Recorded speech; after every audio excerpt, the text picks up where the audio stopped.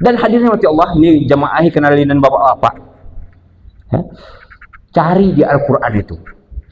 Yang paling banyak disuruh bercerita dengan anak, sesungguhnya syarat ini. Bapak-bapak, ada 14 tempat Al-Quran itu menceritakan bagaimana seorang ayah bicara dengan anaknya. Hanya beti, kedalinan ibu-ibu bicara. Ibu-ibu, kedalih ke dipe bicara rumah anak, ini pasti bicara.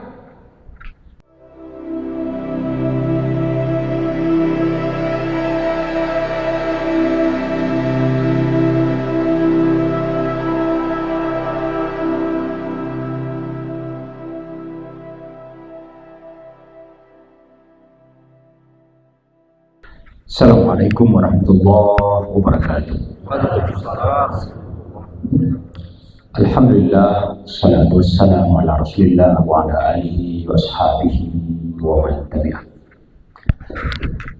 Bapak Rektor, Bapak Bupati, Pak Kapolres dan jajaran, Pak Kepala Dinas, Pak FPU, Pak DPI, Pak Kemenag, dan hadirin jemaah sekalian rahmati Allah. Alhamdulillah pagi ini kita masih Allah beri nikmat yang begitu banyak. Kita hadir berjamaah mendengarkan lantunan ayat Al-Quran yang disampaikan oleh imam kita. Itu sebuah anugerah yang tidak semua orang memperolehnya. Jamaah rahmati Allah, melanjutkan apa yang disampaikan Pak Wakapolres, sudah banyak dari ceritanya itu disampaikan oleh Pak Bupati tadi. Pagi ini saya ingin menyampaikan satu tema yang menjadi tagline YYN Takengon, membina generasi, membangun peradaban. Membina generasi, membangun peradaban, ayat yang disampaikan oleh Pak Waka tadi, itu kan Allah perintahkan kita untuk mencari wasilah, perantara, berjihad, menjadi orang bertakwa. Ya, tambah nih Pak Imam, kurban. Ya. Salah satu jihad yang besar, wasilah yang bisa kita lakukan semua, itu adalah menyiapkan generasi, membina generasi.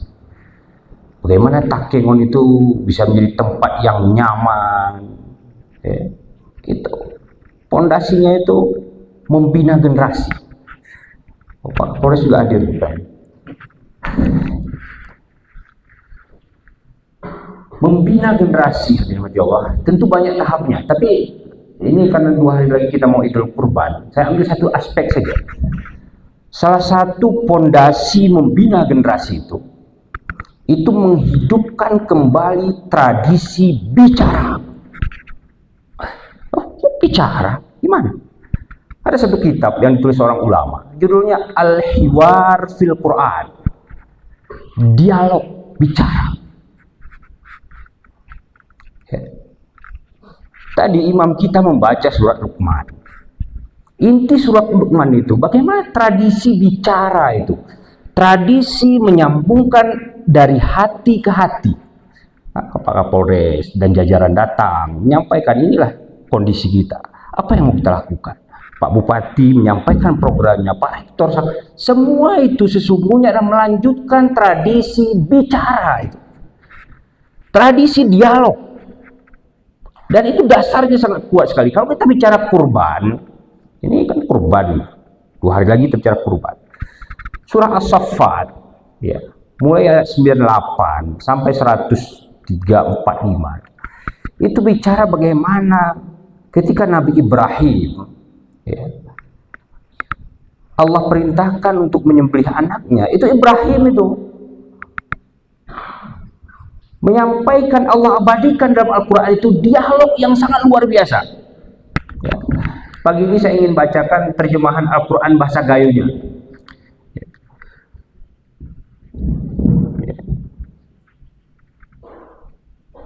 Di ayat 101, ya, Fabasyarnahu bi ghulamin halim. Renya kami sawahan keberbik kue. Mari lahir sara anak Ismail siolok mutuah. Ya, itu Allah sampaikan. Lalu ayat berikutnya dilanjutkan, falamma balagha ma'ahu sya' qala ya bunayya inni ara fil manami anni azbahuka fandur madza tara. Tekala nakci ngesawah umuringu bebuat urmwe. Ibrahim bercerah, oh bayakku, sungguh aku nipi kok turah gulih. Kita coba pikir kok kuna menurutmu. Qala ya abatif'al ma tu'mar satajiduni insyaallah minas sabirin. Ranya jawab Ismail, oh amaku, ibuatan ranya sana sekina Allah, insyaallah bakal dapetiku aku mayu kuklok jemasi sabar. Ayat ini adalah macam Allah. Itu bicara bagaimana dialog antar generasi itu dibangun. Ya. Dialog antar generasi itu dibangun. Dan dialog dalam Al-Quran ini kan di ayat ini bicara Ibrahim dengan Ismail. Tapi sesungguhnya kalau kita baca nanti di ayat-ayat yang lain, itu bicara bagaimana pemimpin dengan rakyat berdialog. Ini mau apa? Kalian mau apa? Apa yang bisa kita kerjakan bersama? Apa yang menjadi tugas kami? Apa yang menjadi tugas Anda? Ini kan Ibrahim itu mengajarkan satu percakapan dari hati ke hati. Ya. Bahwa ada pesan besar di situ. Tapi pesan besar itu tidak langsung turah hari ini. Nah. Jadi hadirin Allah, kalau kita bicara membina generasi, membangun peradaban, salah satu yang harus dilakukan itu bagaimana menghidupkan kembali tradisi saling berbagi rasa. Saling berbagi rasa. Tradisi. Jadi pendidikan pun, hadirin Allah, pendidikan dalam bahasa Islam itu kan di antara salah seorang pakar itu ada namanya Profesor Dr. Syed Muhammad Naqib Al-Attas. Orang Indonesia tapi tinggal bermukim di Malaysia. Lama juga di Singapura. Dia mengatakan pendidikan itu dalam bahasa Arab itu selain tarbiyah yang kita pakai di IAIN juga pakai fakultas tarbiyah. Tapi kata beliau, tarbiyah itu ada istilah dalam Al-Quran itu namanya takdib. Takdib itu asal katanya itu sama dengan hidangan. Ya, Nabi mengatakan adabani rabbi fa ahsana ta'dibi. Allah itu yang mendidikku, maka baiklah perilakuku. Ya, dan takdib itu di Pancasila, kita baru memperingati hari Pancasila. Kemanusiaan yang adil dan beradab. Peradaban pun asal katanya dari situ. Takdib itu. Apa takdib kata Syekh Muhammad Naqib Al-Attas? Takdib itu sama dengan hidangan. Jadi pendidikan itu sama dengan hidangan. Bagaimana menyajikannya dengan baik sehingga sebelum dimakan pun rasanya sawah. Ya. Giliran mayu puas arti. Nah, jadi takdib itu, pendidikan itu bagaimana memasukkan, mengenalkan dan menanamkan kebiasaan yang baik itu secara perlahan-lahan. Sehingga terbentuklah perilaku dalam diri seseorang itu ke arah kebaikan itu. Itulah pendidikan. Ya. Dan itu dicontohkan oleh Ibrahim. Dan Al-Quran itu banyak sekali dialog. Ya. Nuh bicara dengan anaknya. Luqman bicara dengan anaknya. Yakub bicara dengan anaknya. Ya. Bicara dengan Nabi Yusuf. Dan itu Allah abadikan. Allah abadikan itu hadirin Allah. Dan menghidupkan kembali tradisi bicara itu menjadi sangat penting terutama di era kita ini. Di era kita ini. Ya. Dan hadirin mati Allah, ini jamaah kenalinan bapak-bapak. Ya. Cari di Al-Quran itu. Yang paling banyak disuruh bercerita dengan anak, sesungguhnya syarat ini. Bapak-bapak, ada 14 tempat Al-Quran itu menceritakan bagaimana seorang ayah bicara dengan anaknya. Hanya beti. Kedalinan ibu-ibu bicara. Ibu-ibu kedali dia bicara rumah anaknya pasti bicara. Oh ya, kata Al-Quran 14 tempat itu bicara menceritakan bagaimana seorang ayah bicara dengan anaknya. Ya, termasuk Ibrahim. Jadi kalau kita bicara membina generasi, membangun peradaban, salah satu tradisi yang harus dihidupkan, tradisi bicara, tradisi dialog, yang menempatkan orang tua menjadi orang yang dipercaya. Pak Kapolres, Pak Waka beberapa kesempatan menyatakan, kenapa anak-anak kita sekarang itu mudah sekali ditipu oleh macam-macam lah. Ya, orang tidak kenal di medsos tiba-tiba ikut. Kenapa? Apa sebabnya itu? Karena anak itu tidak punya tempat curhat yang tepat. Amai gerem waktu, ini gerem waktu, isi itu tekatan grup WhatsApp. Ya. Isi curhat, update status. Nah, engon mi, nimpong di tengah-tengah tenang, di tengah aman, engon status ini. Beratnya hari ini di sana macam lah. Kenapa? Karena medsos itu tempat dia menumpahkan apa yang dirasakan. Kenapa? Karena dia tidak punya tempat untuk menceritakan apa yang terjadi pada dirinya. Tidak ada orang yang dia percaya, tidak ada orang yang dia yakin kalau dia sampaikan ada yang bersedia mendengarnya. Persoalan ini kita kok ya Pak? Ya, termasuk penceramah-penceramah ini. Menyampaikan kuat sekali, tapi mendengarkan, apalagi yang mendengarkan suara anak. Ya, cuma bersurat ya, mulai pengen. Mudah sekali. Padahal hadirin Allah, kalau kita baca sirah nabawiyah, sirah nabawiyah, maka di situ akan kita temukan bagaimana Nabi menempatkan dirinya sebagai pendengar yang baik dari anak-anak.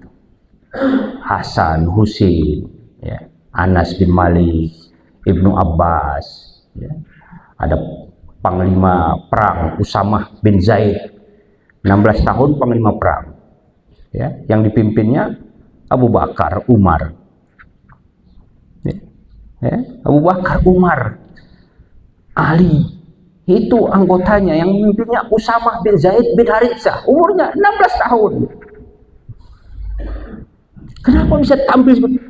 Karena dia terbiasa berdialog urum Nabi. Nabi yang mendengarkan. Ya. Adiknya Anas bin Malik itu. Ya. Umair. Cerita tentang burungnya. Usaha cerita tentang burung. Nabi. Sampai Nabi bertanya beberapa hari kemudian, "Hei, Umair, sana speak Riko ya? Manukku mati ya Rasulullah." "Iya." Nah, biasa ya, si murid telah mati. Itu kita baca di hadis. Maka hadirin mati Allah, tradisi untuk saling bicara, saling mendengarkan, itu yang harus kita dibangun di situ. Kalau kita ingin membangun peradaban, tradisi ini yang harus dibangun, digalakkan. Forumnya mungkin salah satu forumnya seperti ini, yang tadi digagas, Pak Bupati punya program, Pak Kapolres punya program, Pak Kemenak, Pak Rektor, yang lain juga begitu. Tingkat kecamatan juga begitu, tingkat kampung, termasuk tingkat masjid, Pak. Ya.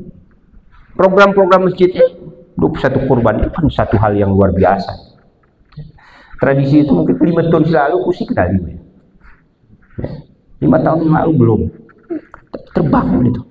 Kenapa itu terbangun? Karena ada saling percaya. Kita kurban itu jelas menggunakan ini kita mulai pakai. Sampai telah imam menepen, oh ya nunggu jatah kurbannya ya, tumbuh keyakinan tuh ya, ini sahibul kurban, berapa? Muncul keyakinan, nanti kegerilan 4 ini ada saling percaya dibangun.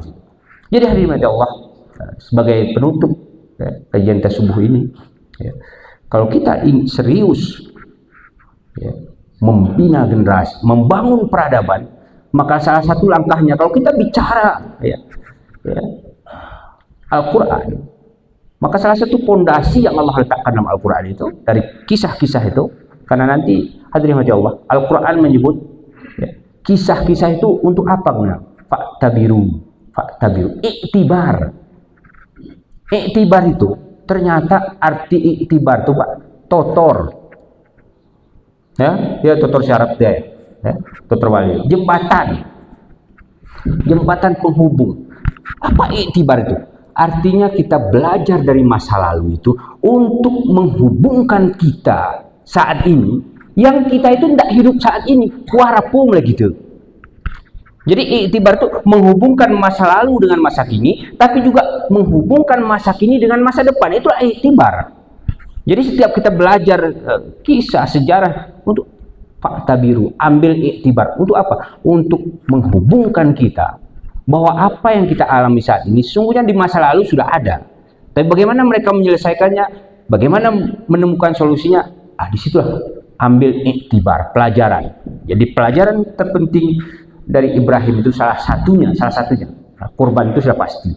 Tapi salah satu tradisi yang dibangun oleh Ibrahim, bagaimana dia membangun dialog dengan anaknya sehingga tumbuh kesepahaman bersama, melakukan sesuatu karena kesadaran yang ditumbuhkan secara perlahan-lahan tentu memerlukan keteladanan dan lain sebagainya. Mudah-mudahan bermanfaat. Billahi fi sabilil haq, fastabiqul khairat. Wassalamualaikum warahmatullahi wabarakatuh.